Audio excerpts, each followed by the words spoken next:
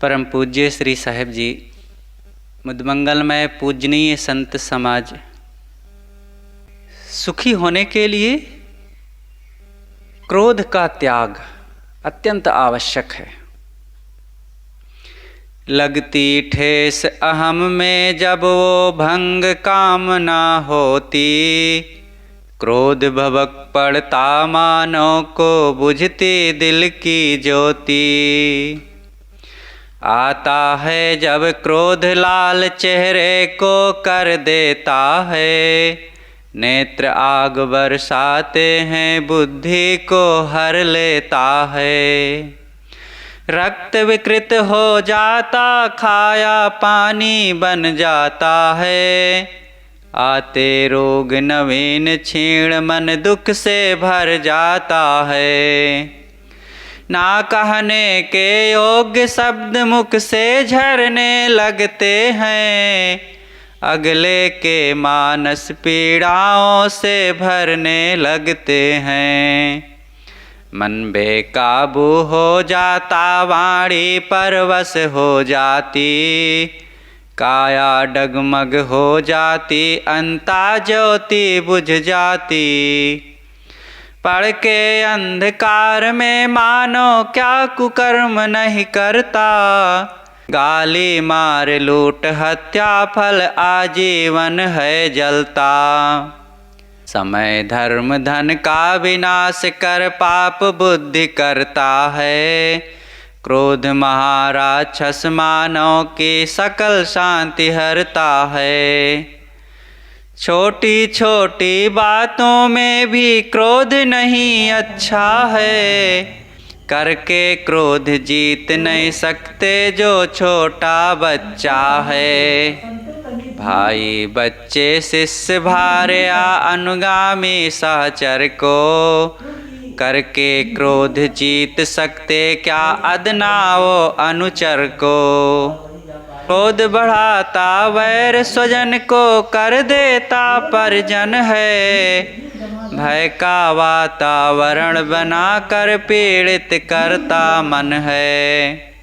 क्रोध पशुत्व स्वभाव विवस्था की दुर्धर बेड़ी है, जिसने सम्यक समझ लिया उसने इसको तोड़ी है। अहंकार कामना क्रोध के कारण दो होते हैं, इनको जो ले जीत क्रोध से पार सुखी होते हैं। क्रोध कैसे उत्पन्न होता है, क्रोध से क्या नुकसान होता है, इन बातों पर गुरुदेव जी बताते हैं। लगती ठेस अहम में जब वो भंग कामना होती। सारे क्रोधों की जड़ है कामना, इच्छा और कामना। इच्छा और कामना में जब क्षति पहुंचती है, किसी के द्वारा वो पूरी नहीं होते दिखती, तब क्रोध उत्पन्न होता है। इच्छा और कामना ही पहले से त्याग दे। क्यों इच्छा उत्पन्न करो, क्यों कामना मन में रखते हैं। कामनाओं को परखो, इच्छाओं को समझो। इच्छाओं में अगर परीक्षा नहीं है, पवित्रता नहीं है, नियंत्रण नहीं है, तो क्रोध आना पक्का है। विवेक पूर्वक इच्छा होनी चाहिए। इच्छाओं की जरूरत है, इच्छाएं करना पड़ेगा। इच्छा का मतलब वर्तमान को देख करके कुछ जरूरतों के बारे में सोचना तो ठीक है, उसकी जरूरत है और इच्छा तो मन में आएगी, लेकिन उस पर विवेक का नियंत्रण होना चाहिए। कौन सी इच्छा पूर्ण करने योग्य है, कौन सी इच्छा त्याग कर देने योग्य है। और जब त्याग की शक्ति बनी रहेगी तो अनावश्यक इच्छा नहीं उत्पन्न होगी, फिर उसके भंग होने का, नष्ट होने का ज्यादा कुछ चक्कर नहीं रहेगा। और जब ऐसा होगा ही नहीं तो क्रोध नहीं होगा। और फिर कहीं हमारी इच्छा पूरी ना हो तो इसमें भी काहे को झल्लाएं, क्यों क्रोध करें? जो जरूरत की चीज होगी वो हो जाएगी पूरी, और नहीं होगी तो कोई बात नहीं, जैसा है वैसा जिया जाए। कुल मिलाकर के अपेक्षाओं की उपेक्षा होने पर क्रोध उत्पन्न होता ही है। अपेक्षा पहले से ही ना बनाओ। बच्चे से, पति से, पत्नी से, पिता से, भाई से, मित्र से अपेक्षा होती है कि ऐसा मेरा सम्मान करें, ऐसी चीज़ दें, ऐसा स्वागत करें, ऐसी बात कहें, ऐसे मेरे लिए सुविधाओं का ख्याल रखें और मेरे लिए हर प्रकार से ये तैयार रहें। ये कामना होती है। ऐसी कामना क्यों मन में उत्पन्न किया जाए? कौन हम इतने योग्य हैं कि जो हमारे लिए ये सब लोग तैयार रहें और खड़े रहें हरदम, और हम कितना इन सब के लिए करते हैं? जब इस प्रकार से विचार करेंगे तो कामना अपने आप नहीं उत्पन्न होगी। जब ऐसी इच्छा कामना नहीं रहेगी तब उसके भंग होने का कोई गम नहीं होगा, और जब गम नहीं तो कोई दुख नहीं, फिर क्रोध क्यों आएगा? तो पहले से ही विवेक पूर्वक जीवन को तैयार करें। जब अहम में ठेस लगती है, कामनाओं में भंग पड़ता है, तभी क्रोध अंदर से भभक उठता है। और जब क्रोध आता है आदमी लाल पीला हो जाता है, और उसके फिर अंतर की ज्योति, भीतर की वो प्रसन्नता, वो समझदारी, वो विचार की शक्ति, वो सद्बुद्धि, वो मर्यादा, वो सब फिर नष्ट होने लगती है। अंदर की ज्योति ही बुझ गई, सोचने समझने परखने विचारने की क्षमता ही समाप्त हो जाती है। क्रोध आया कि फिर अब वो मनुष्य नहीं रह गया, वो राक्षस बन गया। अब राक्षस क्या नहीं कर सकता? फिर उससे कौन अच्छाई की और दूसरे के भलाई की अपेक्षा किया जाए? उससे बहुत सावधान रहने की जरूरत है। और हम में भी वो उत्पन्न हो सकता है। हम स्वयं जागृत रहें, गुरु ज्ञान से, विवेक से, संयम से, अपनी मर्यादाओं से क्रोध पर नियंत्रण रखें। किसी का अहित ना करें। जब अहित की भावना होती है, अपनी कामनाओं में भंग होता, अहम उत्पन्न होता है, तभी हम किसी पर क्रोध करते हैं। किसी का हित भाव सोच लेंगे तब भी क्रोध नहीं उत्पन्न होगा। जब क्रोध आता है तब चेहरा लाल पीला होने लगता है। उस समय का उसका रूप, उसका चेहरा देखने लायक होता है। कितना ही सुंदर क्यों ना हो, कितना ही वो प्यारा व्यक्ति, सुंदर जवान और गोरा चिट्टा, लंबा चौड़ा वो क्यों ना हो, लेकिन जब क्रोध आता है तब उसका चेहरा फिर बड़ा विकृत और देखने लायक नहीं रहता। सारी सुंदरता समाप्त, आंखें लाल हो जाती हैं और बुद्धि तो फिर पहले ही भ्रष्ट हो जाती है। ऊटपटांग बोलेगा, ऊटपटांग सोचेगा और फिर वैसा करेगा जिससे दूसरों को दुख हो, और फिर अपने लिए दुख की कमी नहीं रहेगी उसको। जो व्यक्ति क्रोध करेगा तो दूसरों को दुखी करेगा ही, लेकिन उससे भी पहले वो खुद को बहुत दुखी बना लेगा। क्रोध उत्पन्न होता ही है भारी दुखों के साथ। रक्त विकृत हो जाता, खाया पानी बन जाता है।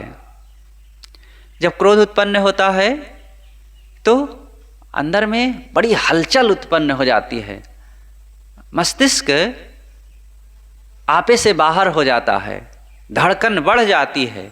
कोई भी विकार होगा, आप जब भयभीत हो जाते हैं, जब क्रोध उत्पन्न होता है, जब लोभ का आवेग होता है, वासना, काम वासना का आवेग होता है, या ईर्ष्या द्वेष में जलने लगते हैं, तो आप अपनी स्वावस्था को खो देते हैं। कोई भी मनोद्वेग शारीरिक संतुलन को भी बिगाड़ देता है। स्वयं विचार करके देखिएगा, जब कोई उत्तेजना आती है तो देखिए आपकी सांसें गहरी हो जाती हैं, धड़कन बढ़ जाती है। कोई भी वासना हो, क्रोध आएगा तो, काम वासना आएगी तो, जो जितना ही खतरनाक स्वभाव होगा वो उतना ही हमारी धड़कन को बढ़ा देगा, श्वास तेजी से आने जाने लग जाएगी, क्योंकि अब हम स्ववश नहीं रह गए। बड़ी तेजी से शरीर को अब काम करना पड़ रहा है। शरीर को व्यवस्थित बनाए रखने के लिए बड़ी तेजी से ऑक्सीजन शरीर खींचने लगता है, फेफड़ा खींचने लगता है, क्योंकि उस समय बहुत तेजी से हमारी एनर्जी खत्म होने लगती है। और ऐसी स्थिति में अगर हम अपने पर संतुलन ना बनाए तो फिर कभी भी हार्ट अटैक आ सकता है, कभी भी कोई नुकसान, ब्रेन हेमरेज आ सकता है। ये मनोविकारों का ऐसा राज होता है। तो क्रोध पर चर्चा हो रही है, तो इसके लिए हम विचार करें कि जब क्रोध आता है तो क्या होता है। खून खौल जाता है, रक्त विकृत होने लगता है। क्रोध जब आता है जिसको, तो ज़्यादातर ऐसे व्यक्ति को त्वचा का रोग ज़्यादा होता है। आदमी चाहे जितना खाए पिए, काजू किशमिश, मेवा मिष्ठान, बादाम छोहारा और घी दूध दही, और अपने स्वभाव पर नियंत्रण नहीं कर रहा है, तो खाया हुआ साफ पानी बन जाता है, कुछ शरीर में काम नहीं आता है। जैसे ऊपर चाहे जितना बड़ी टोटी खोल दो घड़ा भरने के लिए, और नीचे छेद है तो भरेगा ही नहीं। बाल्टी में पैदा ही ना हो और मोटर चला के भरने लग जाओ तो क्या भर जाएगी? इसी तरह कोई भी व्यक्ति हो, चाहे वो क्रोधी हो, लोभी हो, कामी हो, मोही हो, कोई भी हो, वो बिना पैदा का व्यक्ति है। और वो चाहे जितना खाए पिए, लेकिन शरीर भी उसका संतुलित नहीं रहेगा और स्वस्थ नहीं रहेगा, और मन तो कभी शांत रह ही नहीं सकता है।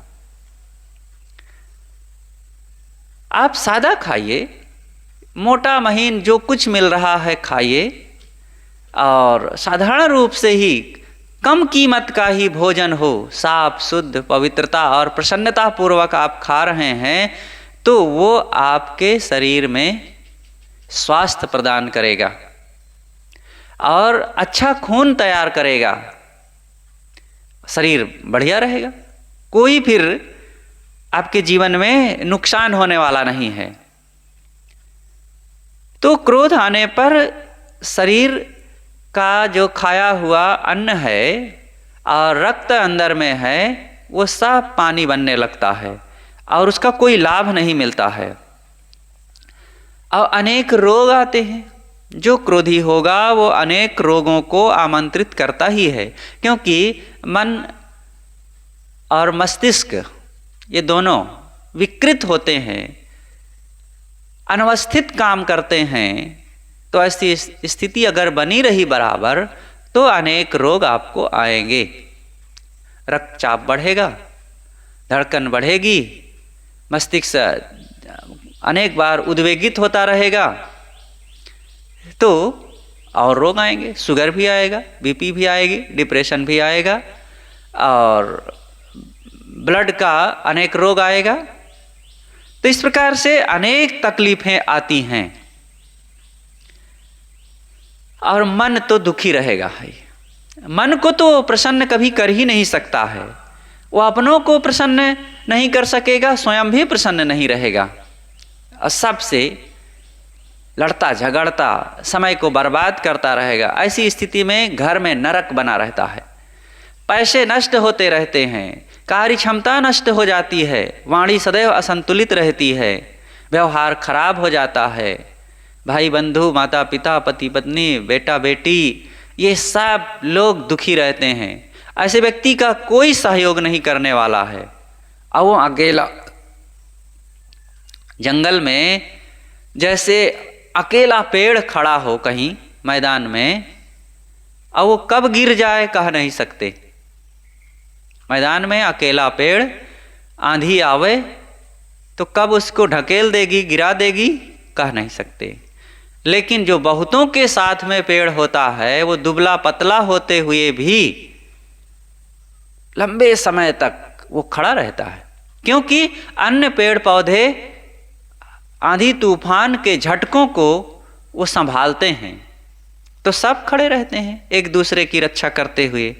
इसी तरह जो अपने स्वभाव को संभाल कर मर्यादित रहता है, सबका सहयोग करता है, सबसे मीठा बोलता है, सुंदर बर्ताव करता है, सबके व्यवहार को संभालता है और अपना बना के रखता है सबके साथ, तो वो आजीवन सबका सहयोग पाता है, प्रसन्न रहता है और कभी निराशा और अकेलापन नहीं महसूस करता है वो। और जो क्रोधी होगा, बड़बड़ाने वाला होगा और सहयोगहीन होगा, तो वो अकेलापन, सबके साथ रहते हुए भी अकेलापन महसूस करेगा। अपने को यही महसूस करेगा कि मेरा कोई सहयोग नहीं कर रहा है, मेरा कोई साथी नहीं, मेरा कोई नहीं है, मेरे लिए किसी का ध्यान नहीं जाता है, मैं क्या करूं। वो क्या ये बेकार की बातें सोच रहा है। अरे दूसरों के लिए खुद ध्यान दो। हम अकेले दूसरों के लिए ध्यान देने लग जाएं थोड़ा थोड़ा, सब लोग मिल करके मेरा ध्यान देंगे, मेरे लिए ध्यान देंगे, मेरा ख्याल करेंगे। अब सोचो, हम थोड़ा सा मेहनत किए और उसके फल में कितने लोगों का प्यार मिलने लग गया ना। और फिर सबका प्यार मिला, सबका सम्मान मिला, और हम कितना धनी हो जाएंगे। लेकिन हम तो रहे दरिद्र, और हम अकेले थोड़ा सा आँखों से, मुख से, चेहरे से, हाथों से हमने थोड़ा ही नमस्ते, प्रणाम, बंदगी और मीठी वाणी, सम्मान के शब्द बोलने की कंजूसी किए, तो सब तरफ से फिर हमें कुछ नहीं मिलता है। और जरा सा बोलने लग गए, अपने आप सबसे मिलेगा, सबसे मिलता है।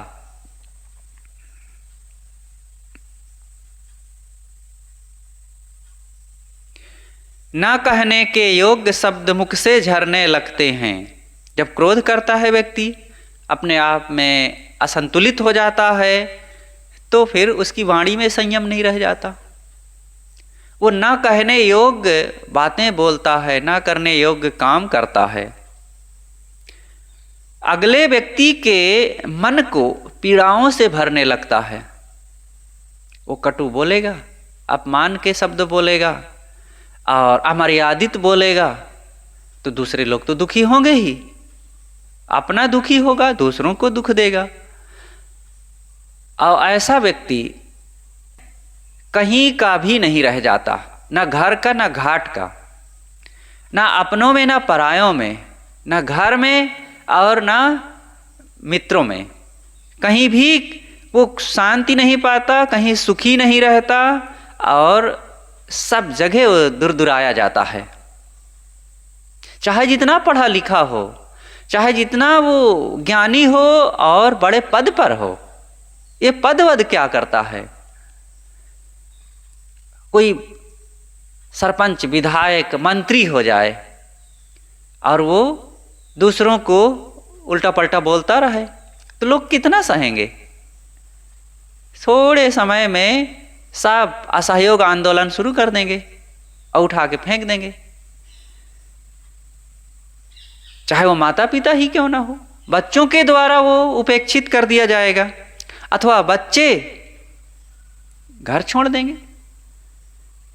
और छोड़ भी नहीं देंगे तो भी सब घर में रहते हुए भी घर का माहौल सदैव दुखद बना रहेगा। इसलिए न पीड़ित हो, न दूसरों को पीड़ा दो। मन बेकाबू हो जाता, वाणी परवश हो जाती। मन बेकाबू हो जाता है। क्रोध आते ही मन में असंतुलन आ जाता है। भय, चिंता, शोक, संदेह और अगले लोगों के लिए अनावश्यक कुछ का कुछ मन में भाव जगने लगते हैं, शिकायतें आने लगती हैं, चेहरा फूला फूला दिखता है, लगता है कि इन्हीं के ऊपर 5 कुंटल का बोझा रखा है, और अप्रसन्न। तो ये बेकाबू हो जाता है सब कुछ। स्वभाव को बनाना चाहिए, बनाने से स्वभाव बनता है, और मजबूत करने से मन मजबूत होता है, सहन शक्ति बढ़ाने से सहन शक्ति बढ़ती है, वाणी में मिठास लाने का प्रयास करने से मिठास आती है। यहाँ सब कुछ आता है, ये सब कमाई का फल है। कमाई ना करे तो कुछ नहीं होता है, और दूसरे लोग नहीं कुछ कर सकते। दूसरे लोग चीज़ों में सहयोग कर सकते हैं, कोई हमारे लिए भोजन दे सकता है, थाली मांज सकता है, कपड़ा धो सकता है, घर में झाड़ू पोंछा लगा सकता है, और भी जो सहयोग की ज़रूरत हो कोई कर सकता है। लेकिन मेरे भीतर, मेरे स्वभाव में घुस करके कोई कैसे बदलाव कर सकता है? और मेरा कोई कपड़ा धोवे, भोजन बनावे और सब काम करे, ये उतनी महत्वपूर्ण बात नहीं है, इससे मेरा ज़्यादा लाभ नहीं है। असली लाभ, असली जो महत्वपूर्ण बात है वो मेरे स्वभाव की बात है। जब तक मैं अपने अंदर के सिस्टम को ठीक नहीं रखूँगा, बाहर 50 नहीं सैकड़ों हजारों सहयोगी रहें और सब समय वे हाथ जोड़े खड़े रहें, सारा सहयोग मेरा करते रहें, लेकिन मेरे मन में अगर अपेक्षाओं की कमी ना हुई और अहंता ममता का मैंने त्याग नहीं किया, तो अपने लिए दुख खूब निर्मित करता रहूँगा, और दूसरों के लिए अनेक शिकायतें मेरे मन में सदैव उत्पन्न होती रहेंगी, और जिसके परिणाम में खूब हम दुखी बने रहेंगे। तो क्रोध आने पर वाणी परवश हो जाती है, मन बेकाबू हो जाता है। शांति पाने वाले व्यक्ति को जो ध्यान करना चाहे, मन को स्वश करना चाहे, संकल्पों पर विजय प्राप्त करना चाहे, तो वो क्रोध का त्याग करे। देखिए, यहाँ क्रोध का प्रसंग है, इसलिए क्रोध के लिए कहा जा रहा है, लेकिन समस्त दोषों की बात है। लोभ भी, मोह भी, काम भी, ईर्षा, छल, कपट और दंभ, अभिमान, सब कुछ हमारे स्वभाव पर ही तो अटैक करते हैं, हमारे व्यवहार को ही तो प्रभावित करते हैं, और हमारे मन को ही तो असंतुलित तथा दुखी बनाते हैं। तो क्रोध उसमें बहुत बड़ा समर्थ सुभट योद्धा है, जो हमें ही परास्त करता है। ऐसे योद्धा हमारे साथ होने चाहिए, जो जिसके कारण दूसरों को, मतलब जिनसे दुख होता हो, उनको परास्त कर सकें। अब दुख किससे होता है? क्रोध से ही दुख होता है। क्रोध को परास्त करने की जरूरत है, लेकिन हम क्रोध को खुराक दे दे करके बलवान बनाते रहते हैं, और फिर वही क्रोध हमको परास्त करता रहता है। हमारी शांति को, हमारी प्रसन्नता, स्वस्थता, सद्गुण, साधना को परास्त करता है, नष्ट करता रहता है। कितना उल्टा हो जाता है ना। ऐसी शक्ति सत्संग से, संतों से, साधना से अर्जित करना चाहिए कि जिससे कि हम दुर्गुणों को परास्त करने में सक्षम रहें, बलवान रहें। लेकिन ये ना करके हमारी लापरवाही, हमारी ढिलाई और हमारे स्वभाव के दोष के कारण हमने अपने दुर्गुणों को, अपने क्रोध लोभ को ही बलवान बना लिया। अब वो बलवान बन करके हम पर ही हावी रहते हैं, और हम सोचते हैं कि ये हमारा रुतबा है, ये हमारी बहादुरी है। बहादुरी नहीं है, ये हमारी कमजोरी है, और उस कमजोरी का खामियाजा हम खुद भुगतते रहते हैं। काया डगमग हो जाती, अंतस ज्योति बुझ जाती। क्रोध आता है जब काया का अर्थ पूरा शरीर का संतुलन भी है और पैर के लिए भी है। पैर, जब क्रोध आता है तो व्यक्ति का पैर सदैव लड़खड़ाने लगता है। देख लो, एक शराबी शराब पी करके जितना उन्मत्त होता है, अव्यवस्थित होता है, एक क्रोधी व्यक्ति का यही हाल होता है। वो गिर गिर पड़ता है और चलता है किधर तो चला जाता है किधर, डंडा पकड़ता है, छूट छूट जाता है और कुछ भी करने लग जाता है वो। तो अंतस ज्योति बुझ जाती, क्योंकि अंदर का संतुलन, मस्तिष्क, देखिए ये सब चाहे शराब हो और चाहे क्रोध हो, एक ही चीज है। ये सब मन से उत्पन्न होता है और मन से ही उत्पन्न हो करके तन और मन दोनों को विकृत करता है। शराब जब व्यक्ति पीता है तो तत्काल कुछ क्षण के लिए, 1 घंटा के लिए इतना तेजी से हमारी कुछ नस नाड़ियाँ हैं मस्तिष्क की, वो उत्तेजित हो जाती हैं। और जब उत्तेजित हो जाती हैं तो ऐसा लगता है बड़ी ताकत आ गई, और फिर वो व्यक्ति कुछ का कुछ करने लगता है और उसके दिमाग में एक आवरण चढ़ जाता है। तो लोग सोचते हैं कि बड़ी शांति मिल रही, बड़े रिलैक्स हम अनुभव कर रहे हैं, लेकिन वो रिलैक्स नहीं है। हमारे अंदर के स्वभावों को वो इतना तेज से झंकृत कर दिया और नस नाड़ियाँ उत्तेजित हो गईं, विवेक की शक्ति क्षीण हो गई। तो मन में लगा कि थोड़ा सा शांति आ गई, अथवा क्रोध की भावना जगी, तो फिर इतना ज़्यादा फिर उस समय क्रोध उत्पन्न होकर असंतुलन आ जाता है कि व्यक्ति संतुलित रह ही नहीं जाता। लेकिन जैसे ही 1 से 2 घंटा बीतता है तो वो उत्तेजना समाप्त हो जाती है शराब की, और व्यक्ति फिर जो निढाल, जो असमर्थता, जो कमजोरी, जो खिन्नता, असंतोष का अनुभव करने लगता है कि फिर वही जानता है। और रोज रोज यही करने से उसकी सारी अंदर की सुव्यवस्था चौपट होती जाती है।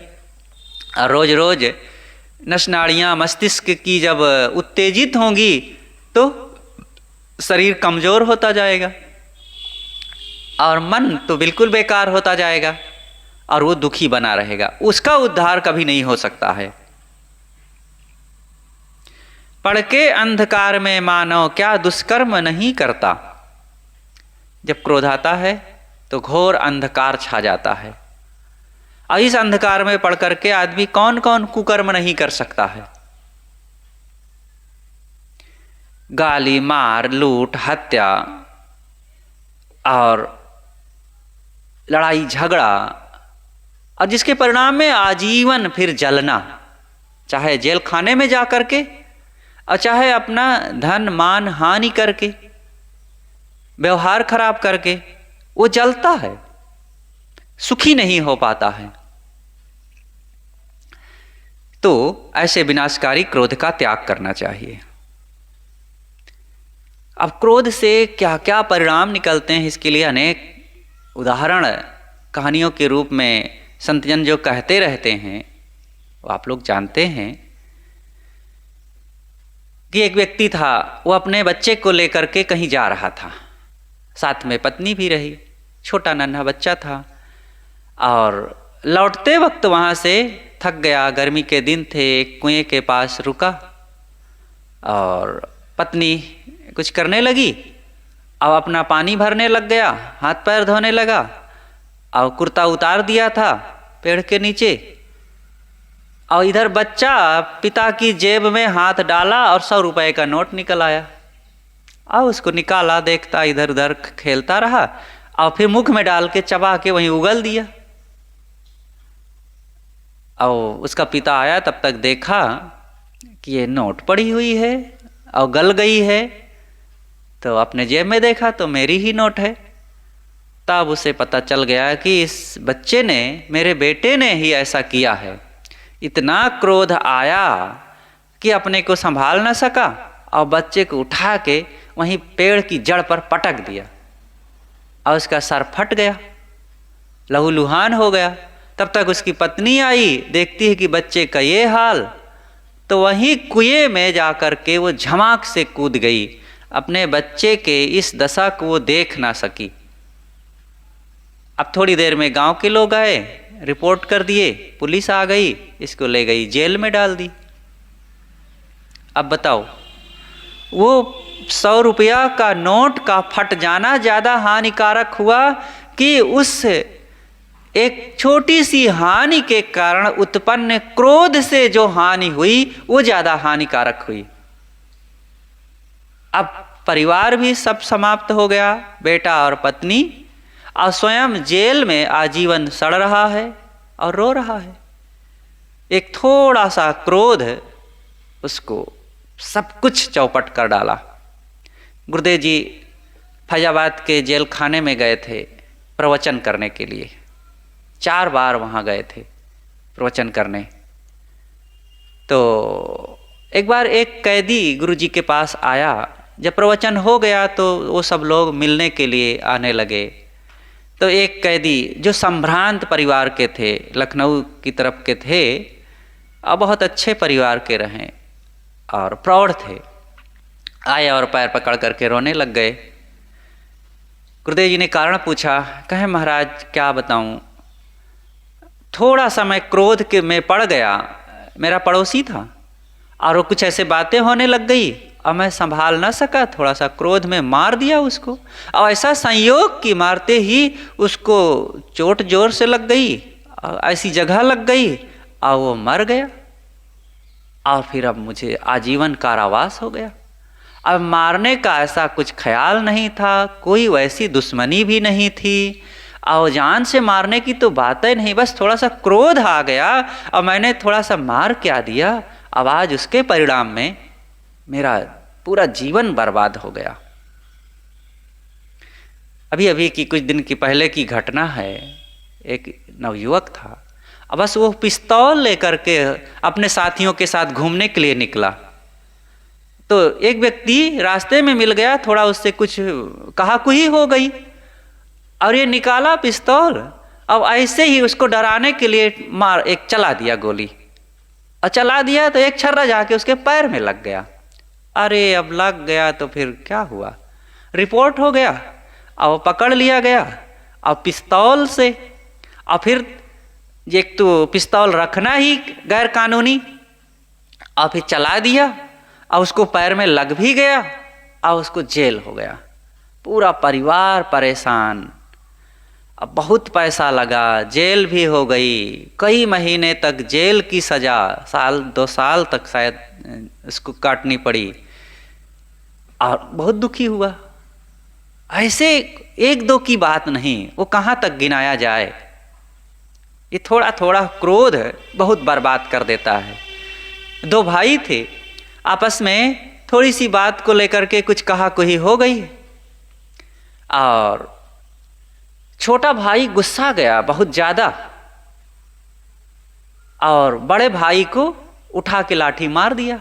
और बड़ा भाई कैसे कर रहा था, छोटे भाई के बेटे को गोद में लिए खेला रहा था, और छोटा भाई संभाल न सका, उठा के लाठी जैसे बड़े भाई को मारा तो भाई को ना लग करके उसके गोद में बैठे हुए नन्हे बच्चे के सिर में लग गया, और तत्काल वो बच्चे का सर फटा और मर गया। देखो, क्रोध ने अपने ही बच्चे को मार डाला। भाई ने तो क्षमा कर दिया, लेकिन अब बच्चा तो चला गया।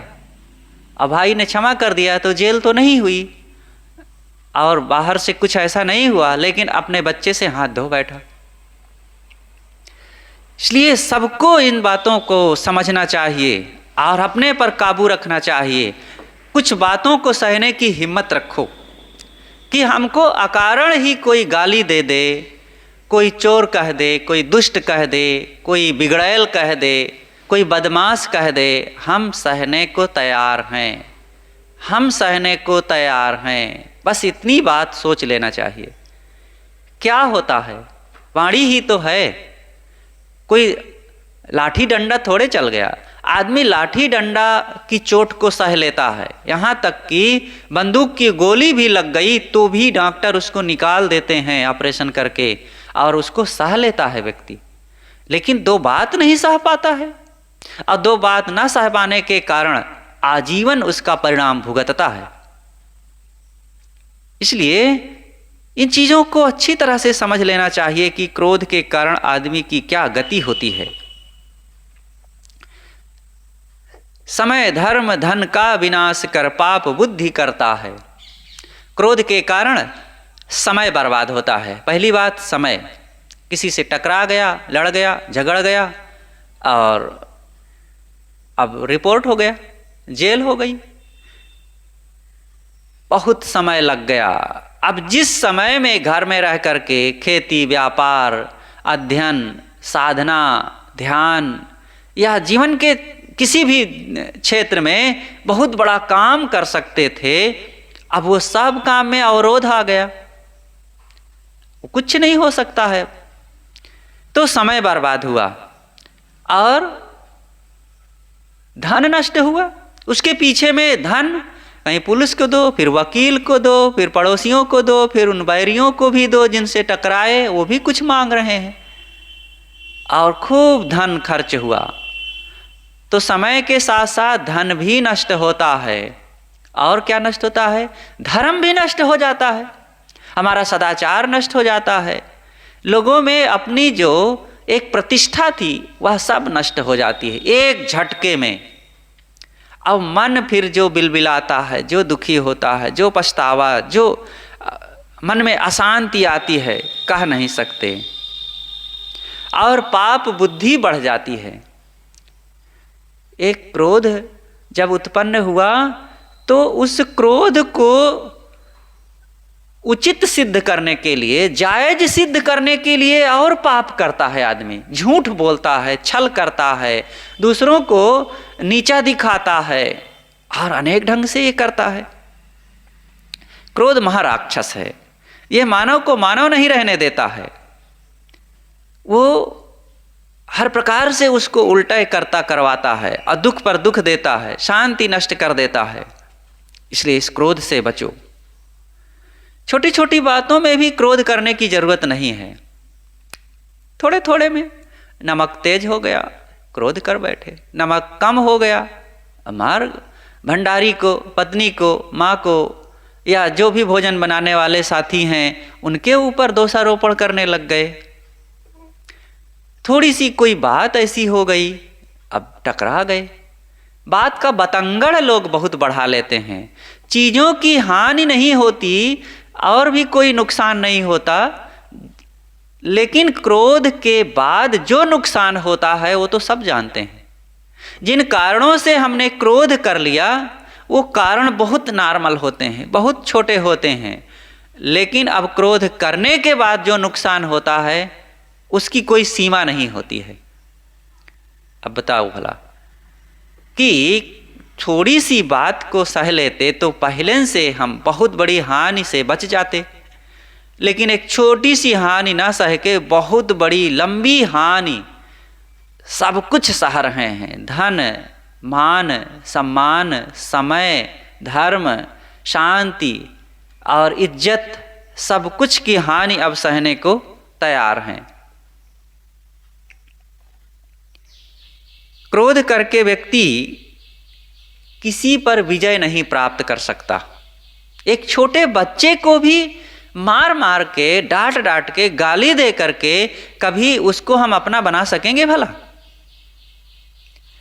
अरे दूसरों को अपना बनाने के लिए तो मीठी वाणी ही काफी है।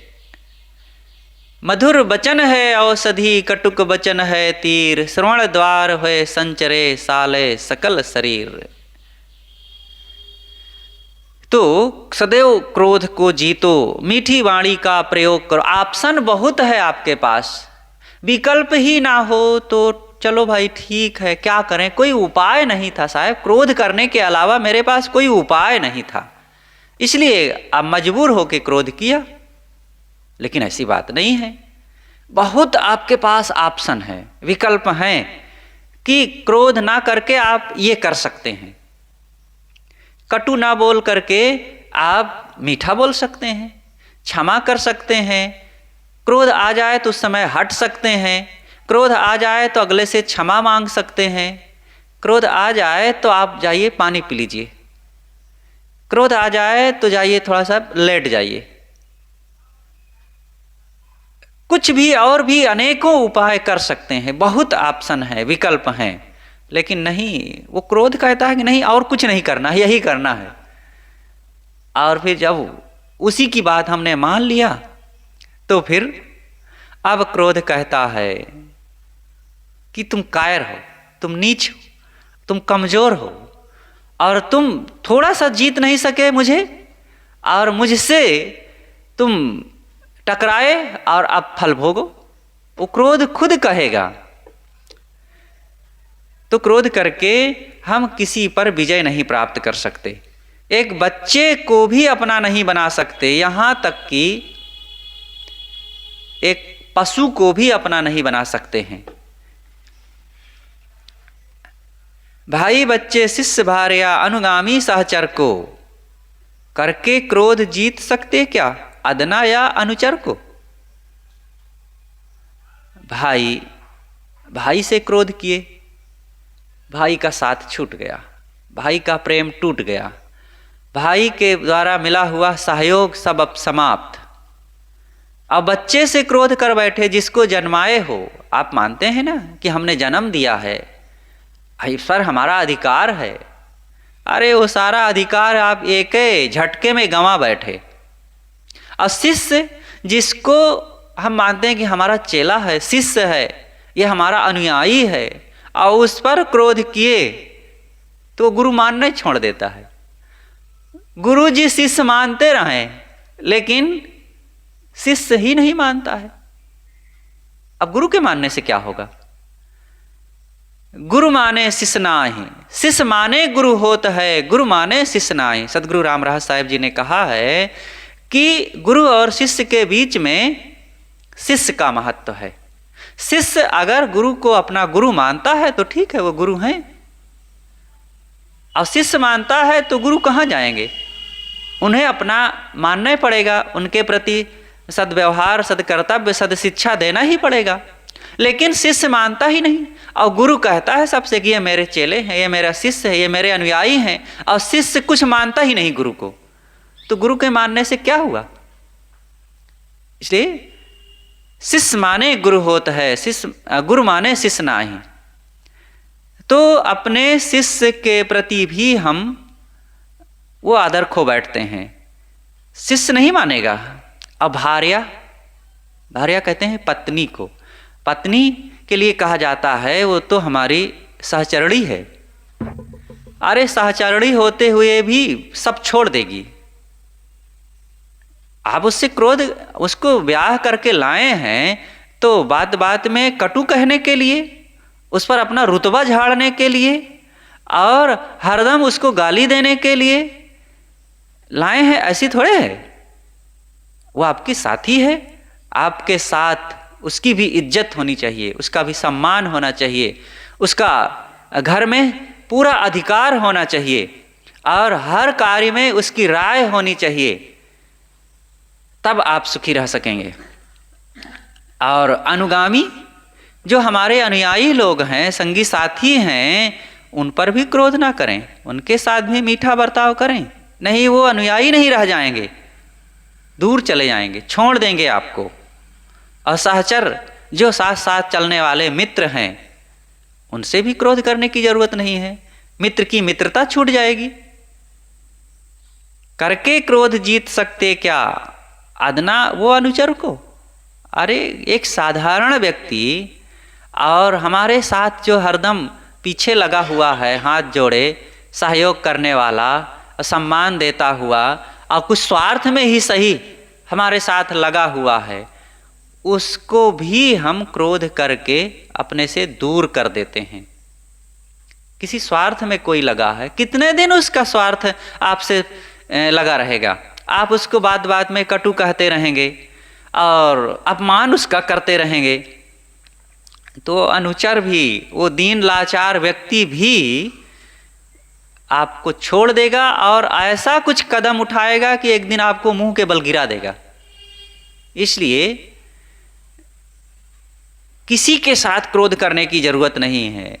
अरे एक छोटा सा तृण भी, उसके लिए भी बुरा मत सोचो, नहीं तो वह भी आपकी आंख में आकर के आपको तिलमिला देगा। क्रोध बढ़ाता वैर स्वजन को कर देता परजन है। क्रोध करके व्यक्ति अपने मित्रों को बैरी बना लेता है, दुश्मन बना लेता है, सारी मित्रता छूट जाती है, सारा सहयोग बंद हो जाता है, सारा प्रेम समाप्त। और जो अपनी चीज़ देने के लिए और अपने मीठे शब्द देने के लिए, हर प्रकार का सहयोग देने के लिए, प्रेम देने के लिए आपके आगे पीछे सब समय खड़े रहते थे, वो अब सब बंद। अब वो बैरी बन गए, आपकी चीज़ें छीनने के लिए तैयार हो जाते हैं, आपका अपमान करने के लिए वो तैयार हो जाते हैं, और यहाँ तक कि मारपीट लड़ाई झगड़ा आपकी जान लेने के लिए भी तैयार हो जाते हैं। ये क्रोध ऐसा राक्षस है। चारों तरफ क्रोध से भय का वातावरण छा जाता है।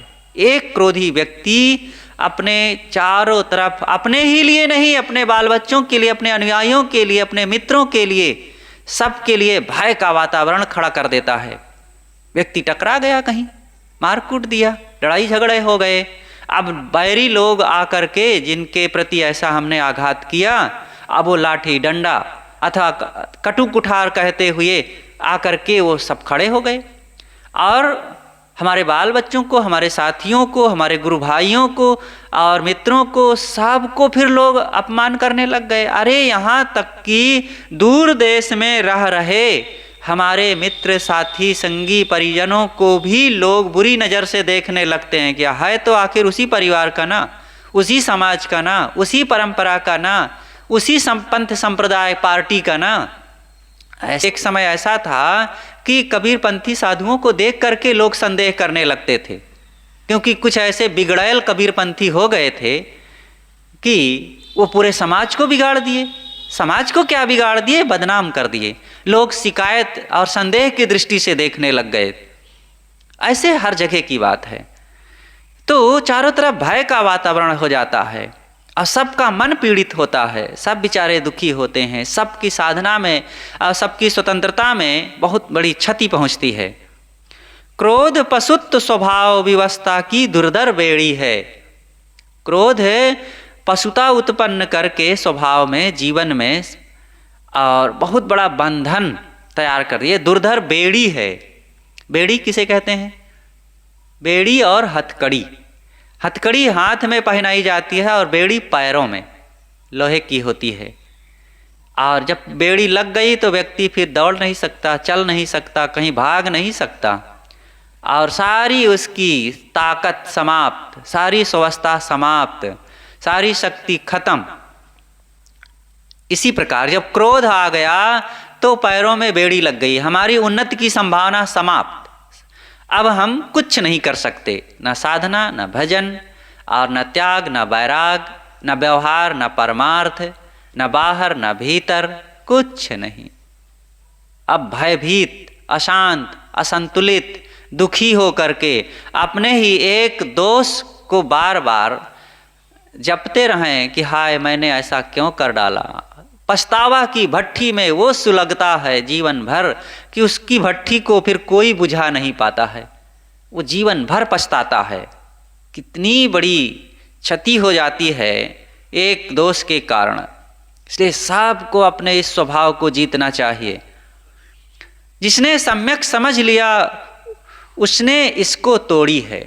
जिसने इस क्रोध को अच्छी तरह से समझ लिया कि क्या क्या नुकसान कर सकता है, क्या क्या मेरी हानि हो सकती है, क्या क्या समाज में उसका दुष्प्रभाव आ सकता है, और मेरे मन वाणी कर्मों में इसका क्या नुकसान आ सकता है, जिसने इसको अच्छी तरह से समझ लिया और समझ करके सावधान हो गया और उसके विपरीत अपने स्वभाव को अब गढ़ने लग गया, प्रेम, दया, क्षमा, मिठास, संतोष, धैर्य, गम और अगले के लिए सम्मान का भाव, शिकायत की भावनाओं को मिटाने लग गया, तो उसके स्वभाव में बहुत बदलाव आ जाता है। एक क्रोध के कारण दुर्योधन ने अपने पूरे परिवार को बैरी बना लिया, परिवार को नष्ट करवा डाला। एक क्रोध ने रावण को, पूरा देशवासियों को उसने बर्बाद कर डाला। अरे क्रोध क्या नहीं करता है। क्रोध सबन को काल है, क्रोध है जंजाल, शिव दुर्वासा क्रोध बस बहुत भय बेहाल। अहंकार कामना क्रोध के कारण दो होते हैं। ये क्रोध के उत्पन्न होने की दो भूमि है, दो खेत में क्रोध उत्पन्न होता है। कौन कौन से खेत हैं? एक अहंकार का प्लाट है और एक कामना का। अहंकार में थोड़ा सा भंग हो गया और कामना हमारी पूरी ना हुई तो बस क्रोध भड़क उठता है। और ये भड़क उठा तो फिर जैसे कि आग भड़क उठे कहीं और पेट्रोल रखा हो और वहाँ पर जरा सा कोई असावधानी बस माचिस जला दिया बीड़ी पे। अरे देखो आजकल सीएनजी गैस भराई जाती है गाड़ियों में तो बड़ी सावधानी रखी जाती है, आसपास कोई बीड़ी सिगरेट तो पी ही नहीं सकता। पेट्रोल वालों में तो लोग पी भी लेते थे दूर जा कर के, लेकिन सीएनजी गैस वालों में नहीं पी सकते। यहाँ तक कि गाड़ी में बैठे हुए लोगों को भी उतार दिया जाता है गैस भराते वक्त कि आप लोग उतर जाइए, कितना खतरनाक होता है। गैस से तो एक बार बचा भी जा सकता है, और गैस जलाएगी भी तो क्या जलाएगी? एक शरीर को जो वहाँ है आसपास जो लोग होंगे उनको जला सकती है बस ना। लेकिन ये क्रोध तो हमारे तन के साथ मन को, पूरे जीवन को, लोक परलोक को, आसपास के लोगों को, रिश्ते नातों को, सबको जलाता है। इज्जत आबरू मान सम्मान सब कुछ को जला डालता है।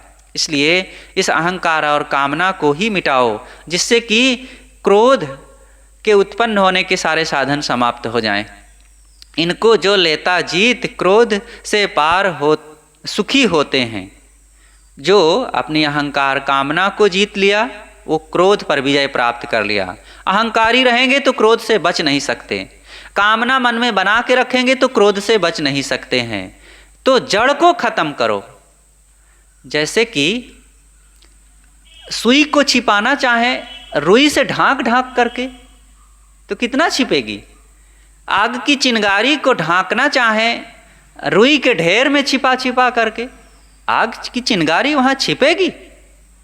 ऐसे ही हमारे अंदर में क्रोध की चिंगारी है और उसको हम अहंकार कामना में दबा करके रखना चाहेंगे कि क्रोध को बचाए रखें, तो थोड़ी देर के लिए दब जाएगा। जैसे कि कभी कभी अहंकारी व्यक्ति भी चुप हो जाता है, कामनावशी व्यक्ति भी चुप हो जाता है, लेकिन वो चुप नहीं है, समय की तलाश कर रहा है।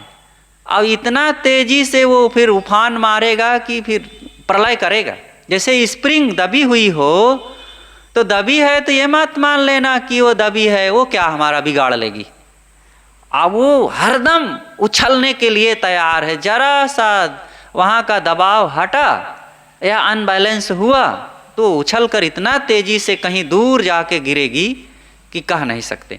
ऐसे ही ये अहंकार कामना अगर हैं तो क्रोध को रोका नहीं जा सकता है। तो सदैव साधक को अपने अहम पर विचार करते रहना चाहिए।